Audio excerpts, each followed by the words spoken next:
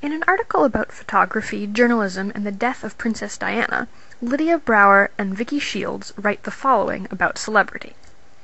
Access to the star's real or private person becomes especially crucial, as it is this essence that gives unity to an otherwise fragmented and highly constructed presentation of self. This idea is the basis of what I want to explore about celebrity and visuality. Celebrities are, of course, a popular topic today.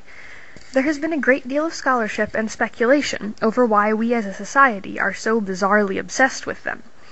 It is also evident that visuality plays an important part in the entire cult of celebrity. I believe that a great deal of this is aimed at the search for the star's true or inner self, rather than their celebrity persona. It's easy to see that there's a premium on any knowledge of a celebrity's inner life. Just look at the tabloid business.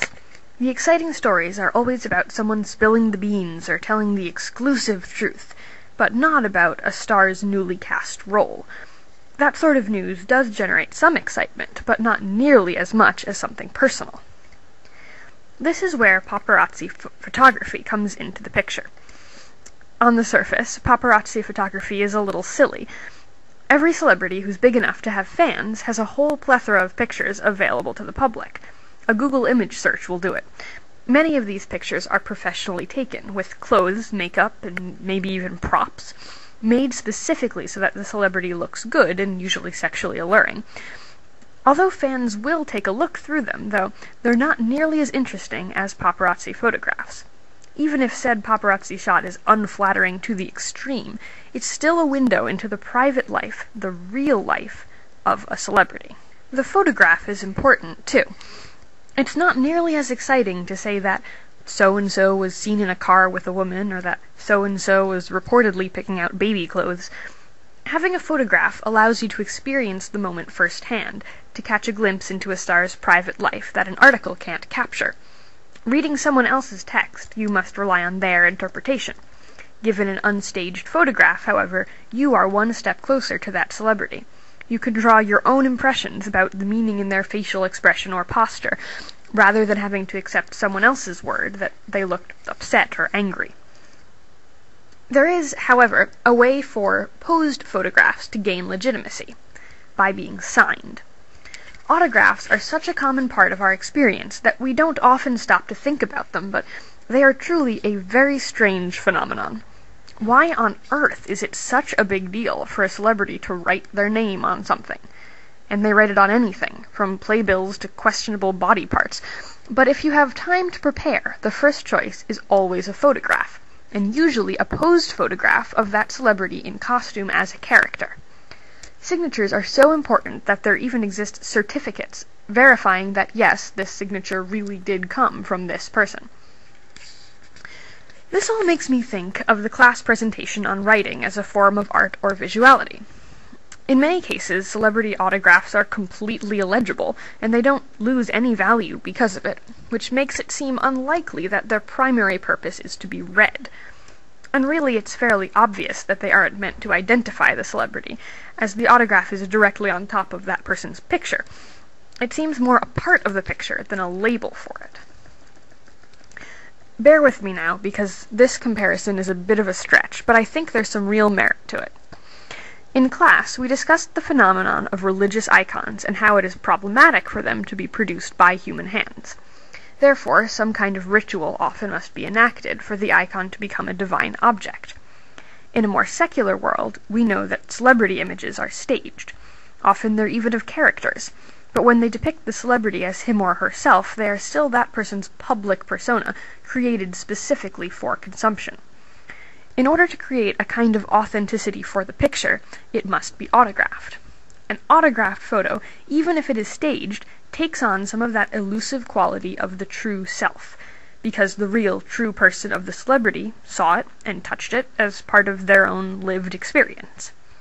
In many cases, the addition of an autograph brings the celebrity in the posed photo closer to the fan, too. Many autographs are done in person, and even those that aren't can be mailed and addressed specifically to a person. In this case, not only is the celebrity lending authenticity to the picture via the signature, but he or she is making a direct connection between the fan and that authentic self. This brings me to the celebrity activity that first inspired me to think about this topic, the photo op. Now, I proudly admit that I'm a pretty geeky person and I've gone to a few conventions in my life, but the idea of photo ops still weirds me out a little bit. For those of you outside this social sphere, here's the basic idea. A celebrity confirms that they will be attending a convention and that there will be a photo op scheduled. Fans then purchase tickets, often in advance and usually for between about $50 and $100, depending on the popularity of the celebrity. At the appointed time, the fans will then join a line and often spend hours waiting to get to the head of it, at which point they can have a professional photo taken with the celebrity. It's usually mailed or emailed to them later. The bizarre thing about this is that it affords you virtually no interaction with the celebrity. You have a few seconds while the photographer gets ready, maybe enough to introduce yourself and say, "I loved your work," and whatever, if you're lucky. Then they snap the photo and hustle you out. So why on earth would people pay so much money for this? I believe it goes back to the principle of family and tourist photography that we read about early in the course. As we discussed, photographs don't necessarily display reality. Instead, they have the ability to create an image of a perfect imagined reality that doesn't necessarily exist. This is exactly what is going on with the idea of the photo op. Even though you interacted with the celebrity for maybe 10 seconds maximum, the photo creates an alternate world in which you are close friends. You have your arms around each other, you're smiling, maybe even a little bit flirty. It's a visual record of you as a part of their sought-after personal life, even though they don't have a clue who you are. This phenomenon is even stranger if you consider the fact that the picture is utterly unconvincing. There is no way you could use it to actually convince someone of your friendship with a particular celebrity.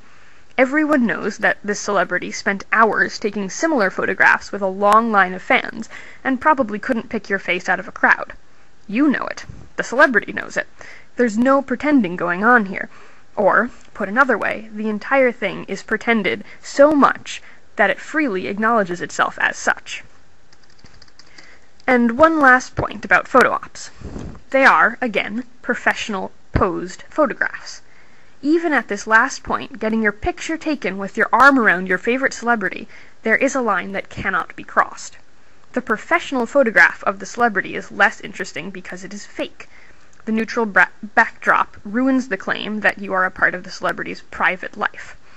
The idea of photo ops already makes some people, including me, uncomfortable. Think how much stranger it would be if you could buy a ticket to take a photograph hanging out with a celebrity in their favorite bar or snacking in their kitchen.